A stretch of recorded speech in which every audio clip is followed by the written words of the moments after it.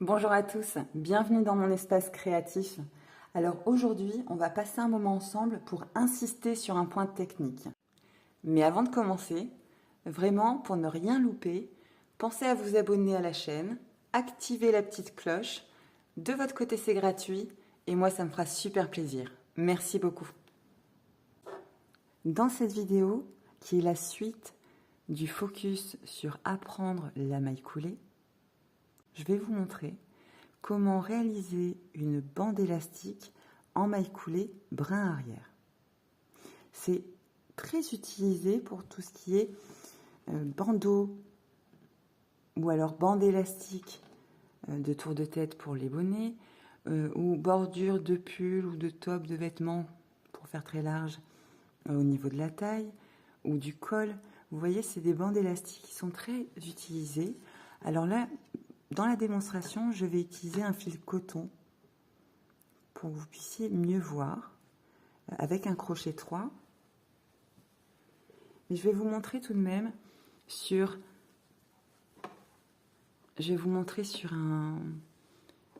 un ouvrage déjà terminé dont le tuto apparaîtra d'ici la semaine prochaine. Voilà ceci. C'est exactement ça. Vous voyez ? C'est extensible, un peu moins extensible quand même que les mailles serrées. Vous voyez, ça a plus de tenue. Donc en général, je l'utilise moi personnellement pour les poignets. Parce que j'aime bien avoir un poignet plus resserré. En revanche, pour les cols, j'aime un peu moins. Mais c'est vraiment une histoire de goût. Niveau, je dirais, esthétique, eh bien ça fait ça. J'ai pris un fil un peu plus gros car je me suis rendu compte que à la vidéo, on ne voyait pas suffisamment de détails. Et il est important que vous distinguiez bien le brin arrière du brin avant. Sur les mailles coulées, c'est moins évident. Je vais monter 10 mailles chaînettes pour avoir quand même quelque chose à travailler. Donc nous sommes à 4, 5, 6, 7, 8, 9, 10. On reste bien souple.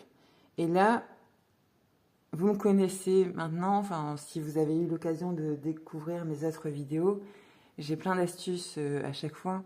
Et c'est vrai que j'aime travailler dans les brins arrière. Pour cette vidéo, comme c'est vraiment un focus précis, c'est pas tant sur la finition que je veux appuyer, mais sur la bande en elle-même. Donc je vais le faire normalement, c'est-à-dire de façon assez classique, en piquant sur le brin avant. D'accord ? Vous avez fait votre maille en l'air pour prendre un petit peu de hauteur. Celle-ci, on va l'éliminer, on va la passer, et dans la deuxième, vous voyez, nous allons faire notre maille coulée.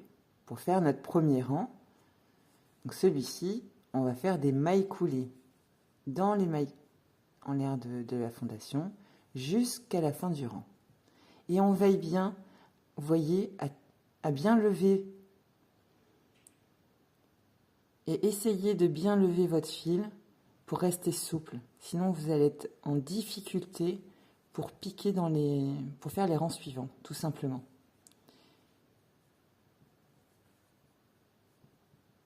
Vous allez vite prendre le coup, vous allez voir. De toute façon, on va s'entraîner aussi avec le tuto qui va arriver sur le top. C'est le top fleuri. Donc là, nous avons fait notre premier rang. On va les céder avec des marqueurs, comme ceci. N'hésitez pas à en positionner. Si vous n'avez pas encore l'habitude, prenez des marqueurs. Vous en mettrez un au début et à chaque début de rang, si vous voulez. Parce que sinon, vous risquez d'en ajouter ou d'en enlever. Donc, votre travail ne sera absolument pas régulier. Ou alors, vous les comptez. Comme on est sur des bandes en 10, 2, 4, 6, 8, 10, oui, on en a fait 10, ça va assez vite à compter. Donc là, nous tournons notre travail. Pour démarrer le rang 2, nous sommes arrivés à la fin de notre rang 1, on lève avec une maille en l'air et on doit tourner notre travail. Le marqueur de droite bascule à gauche. Et là, on va faire un petit zoom.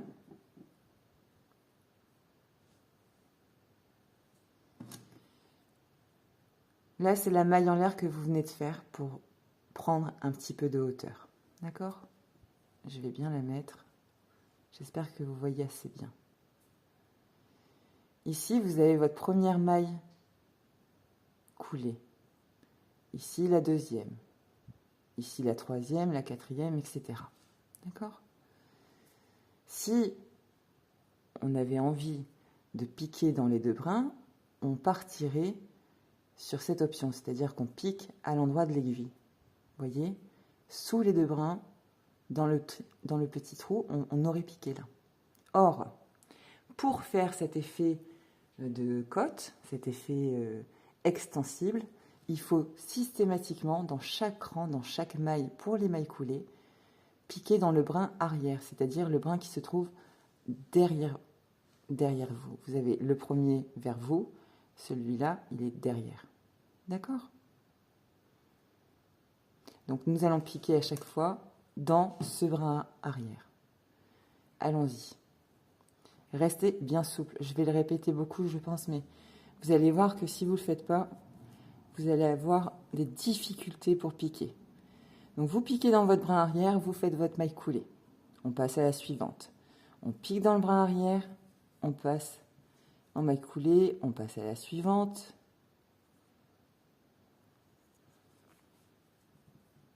Comme ceci, on continue.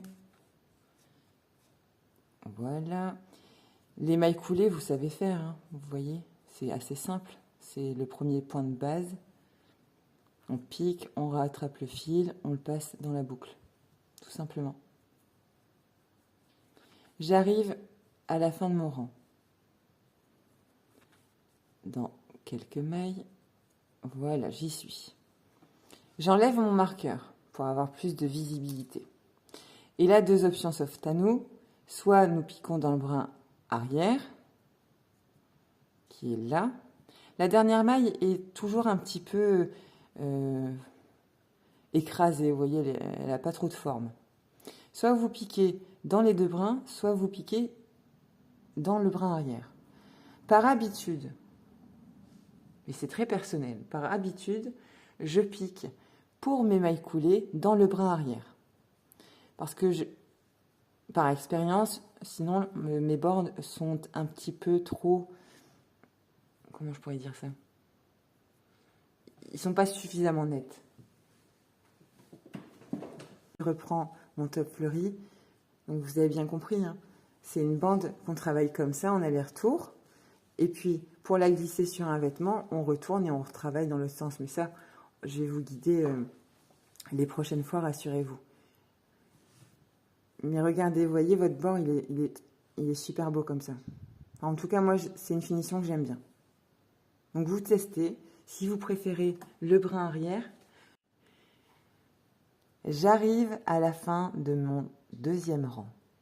Et pour tous les rangs, c'est pareil. C'est-à-dire que je pique dans le brin arrière, je fais ma maille coulée, ou dans les deux brins.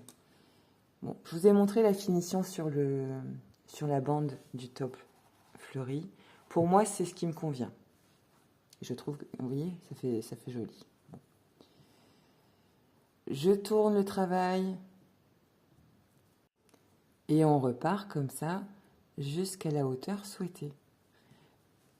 On monte avec la maille en l'air, on pique dans le brin arrière de la 2e maille, c'est-à-dire que la maille en l'air que vous venez de faire, vous ne la calculez pas, vous la sautez.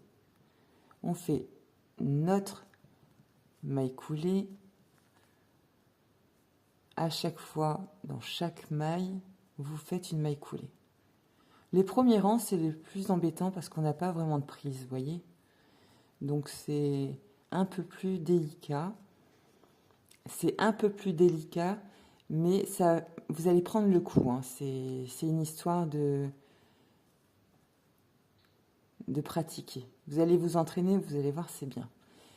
À la limite, si vraiment vous n'avez pas trop l'habitude avec le crochet, vous êtes vraiment débutant, je vous conseille de partir plutôt sur une bande élastique en maille serrée, qui est plus facile, à mon sens, à faire pour un total débutant. Parce qu'un débutant n'arrive pas encore forcément à gérer sa tension de fil. Donc aura tendance à trop serrer ses mailles ou au contraire trop lâche. Mais à la limite, trop lâche, c'est moins gênant. Voilà, vous voyez? Et si j'écarte un petit peu pour vous montrer, ça fait vraiment le dessin des côtes. Mais plus resserré, plus compact que nos côtes en mailles serrées. Comme celle-ci.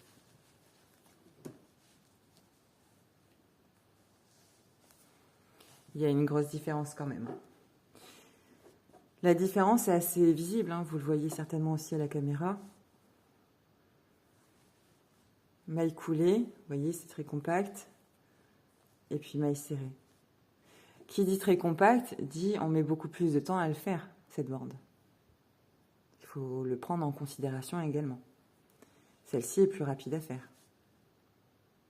Bon, sauf si vous mettez une longueur comme la mienne, qui est assez importante sur ce pull-là. Voilà. Donc, j'espère que vous avez bien compris cette notion. Si vous souhaitez aller vraiment plus loin, vous voulez l'appliquer sur un pull ou sur un top ou sur un vêtement, n'hésitez pas à regarder le prochain tuto qui va sortir la semaine prochaine avec le top fleuri, celui dont je vous ai parlé, que je vous ai montré à plusieurs reprises dans mes diverses présentations.